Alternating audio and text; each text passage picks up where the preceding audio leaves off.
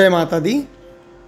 महालक्ष्म्यष्टकम् इंद्र उवाच नमस्तेस्तु महामाये श्रीपीठे सुरपूजिते शंखचक्रगदाहस्ते महालक्ष्मी नमोस्तुते। नमस्ते गरुडारूढे कोलासुरभयंकरी सर्वपापहरे देवी महालक्ष्मी नमोस्तुते।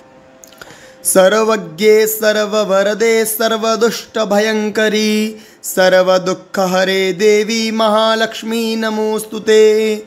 सिद्धिबुद्धिप्रदे देवी भुक्तिमुक्तिप्रदायिनी मंत्रपूते सदा देवी महालक्ष्मी नमोस्तुते।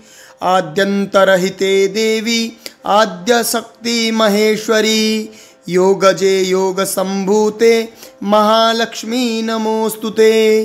स्थूल सूक्ष्म महारौद्रे महाशक्ति महोदरे महापापहरे देवी महालक्ष्मी नमोस्तुते।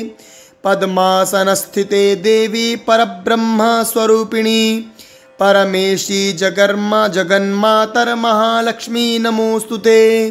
श्वेतांबरधरे देवी नालालंकारभूषिते जगत्स्थिते जगन्मातर महालक्ष्मी नमोस्तुते। महालक्ष्म्यष्टकं स्तोत्रं यः पठेत् भक्तिमान् नरः सर्वसिद्धिमवाप्नोति राज्यं प्राप्नोति सर्वदा।